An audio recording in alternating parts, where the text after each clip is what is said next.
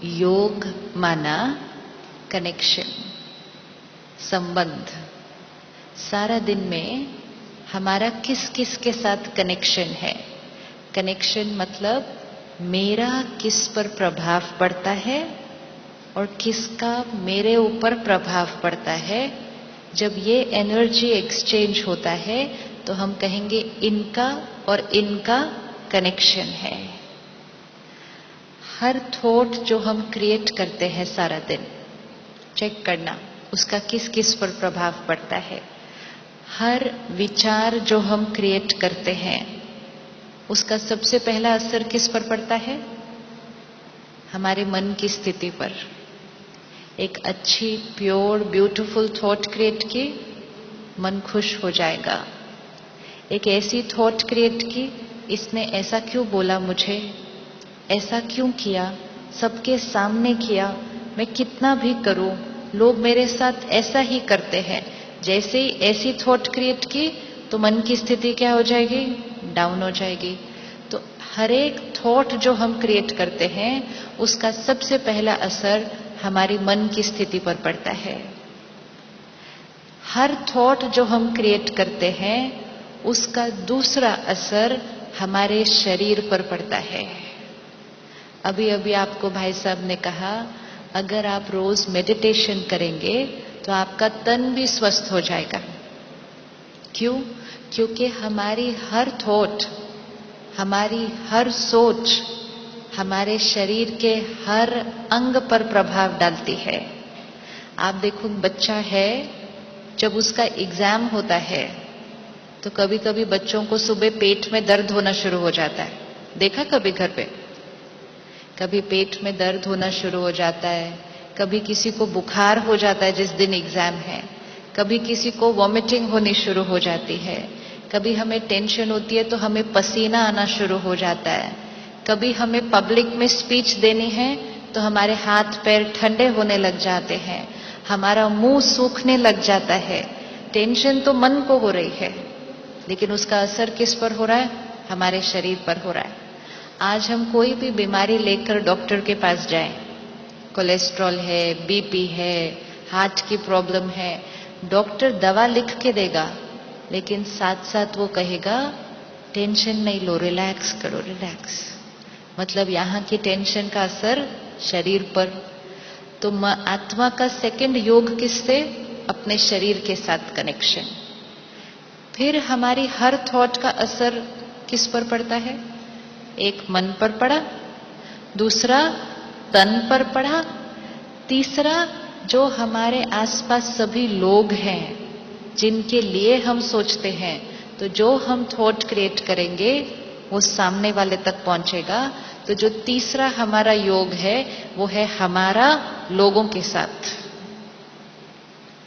चौथा योग, हम हर थॉट जो क्रिएट करेंगे उसका वाइब्रेशन इस पूरे वायुमंडल में फैल जाएगा, प्रकृति में फैल जाएगा, पूरे यूनिवर्स में फैल जाएगा। तो जैसी हमारी मन की स्थिति वैसी प्रकृति बन जाएगी। आज के युग को हम कौन सा युग कहते हैं? आज के युग को कौन सा युग कहेंगे? हम कहते हैं कलयुग है। कलयुग में क्या है? मन दुखी, शरीर बीमार, रिश्तों में कुछ छोटा छोटा अनबन, प्रकृति। हर रोज प्रकृति का एक नया नजारा देखने को मिलता है। कहीं बारिश हो नहीं रही, कहीं बारिश ज्यादा हो रही है, कहीं धरती हिल रही है। हर रोज ये प्रकृति हमें कुछ रिटर्न दे रही है। ये कलयुग है। ये कलयुग किसने बनाया? ये कलयुग का जिम्मेवार कौन? हमारी हर सोच। अब हमें सतयुग बनाना है। सतयुग में मन कैसा होगा? सतयुग में मन कैसा होगा? एकदम खुश, प्योर, ब्यूटीफुल। सतयुग में तन कैसा होगा? सतयुग में तन कैसा होगा? बीमारी क्या होती है ये पता ही नहीं होगा। इसीलिए आज भी देवी देवताओं की जब मूर्ति स्थापन करते हैं तो अगर थोड़ी सी भी मूर्ति में कुछ भी थोड़ा सा भी खंडन होगा तो खंडित मूर्ति स्थापन नहीं करनी, क्योंकि देवी देवताओं का शरीर कैसा था? परफेक्ट। क्योंकि आत्मा कैसी थी? परफेक्ट। सतयुग में रिश्ते कैसे होंगे? दिखाई देता है सतयुग में रिश्ते कैसे होंगे? कितना प्यार, कितना हार्मनी, एक दूसरे की बात को सम्मान, एक दूसरे को समझना। सतयुग में मौसम प्रकृति कैसी होगी? कोई पंखा नहीं चाहिए होगा, कोई एसी नहीं चाहिए होगा, कुछ नहीं चाहिए होगा। हमेशा मौसम कैसा होगा? परफेक्ट। ये सब कुछ बाहर परफेक्ट इसलिए होगा क्योंकि हमारी हर सोच परफेक्ट हो गई है। ये सतयुग लाने में हमें कितना टाइम लगेगा? सिर्फ एक सोच का खेल है। जब हमारी सोच नेगेटिव, हम कलयुग में हैं। जैसे ही हम उस सोच को चेंज कर लेते हैं, प्योरीफाई कर लेते हैं, क्लीन कर लेते हैं, पावरफुल कर लेते हैं, हमारा स्वर्ग शुरू हो जाएगा। क्योंकि उसी क्षण मन खुश, शरीर हेल्दी, रिश्ते ब्यूटीफुल, वातावरण प्योर। तो हम सब यहां क्या बनाने के लिए आए हैं? रेडी बनाने के लिए? रेडी बनाने के लिए? तो उसके लिए अपनी चिंता को, गुस्से को, चिड़चिड़ेपन के स्वभाव को, दूसरों को क्रिटिसाइज करना, गलतियां निकालना, निंदा करना, ये सारी आदतों को क्या करेंगे हम इस 4 दिन के अंदर? ये छोड़ के जाएंगे। और ये बहुत इजी है। तो मन का, तन का, संबंध का, प्रकृति का, ये सब चारों के साथ योग किसका? ये शक्ति आत्मा। और ये चारों पर आज नेगेटिव असर क्यों पड़ रहा है? क्योंकि आत्मा की पावर क्या हो गई? वीक हो गई है।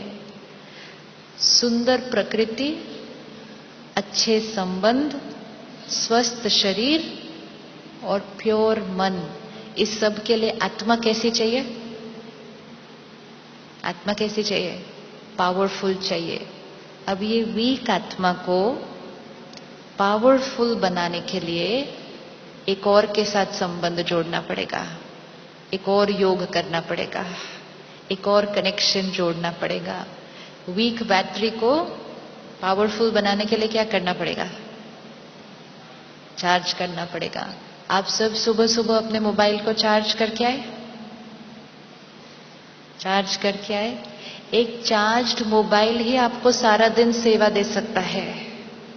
आप उससे बात भी कर सकते हैं, आप उससे फोटो भी खींच सकते हैं, आप उससे सारा दिन सब कुछ कर सकते हैं, सिर्फ जब तक वो चार्ज्ड है। जैसे ही उसकी बैटरी डिस्चार्ज होने लगी, अब वो ही फोन है, सारी फैसिलिटीज उसमें है, लेकिन बैटरी डिस्चार्ज हो गई, तो अब वो कोई भी अपना काम जो अब तक कर सकता था, इस क्षण कर सकता था, इस क्षण अब वो नहीं कर सकता है। तो आपको लगता है हमें भी चार्जिंग की अब जरूरत है या नहीं है? चार्जिंग की जरूरत है। तो ये सब योग है और वो राजयोग है। राजयोग अर्थात हाईएस्ट कनेक्शन। राजयोग अर्थात जो हाईएस्ट है उसके साथ कनेक्शन, और जो हाईएस्ट है उसके साथ कनेक्शन जुड़ेगा, बैटरी चार्ज हो जाएगी, आत्मा पावरफुल, मन खुश, तन हेल्दी, संबंध ब्यूटीफुल, प्रकृति सतोप्रधान। सिर्फ एक कनेक्शन जोड़ने से। तो हम सब यहाँ इकट्ठे हुए हैं उस एक कनेक्शन को जोड़ने के लिए। वो कनेक्शन किसके और किसके बीच है? वो कनेक्शन मेरे और उसके बीच है। तो हमें इन दो शक्तियों को पहले जानना पड़ेगा, मैं कौन और वो कौन, बैटरी कौन और पावर हाउस कौन, और फिर तीसरा, बैटरी और पावर हाउस को कैसे जोड़ देना है। एक बार जोड़ दिया, सप्लाई अपने आप जाएगी, हमें कुछ करना नहीं है। हमें सिर्फ इन 3 चीजों की नॉलेज चाहिए, मैं कौन, वो कौन, और दोनों को कैसे कनेक्ट करना है।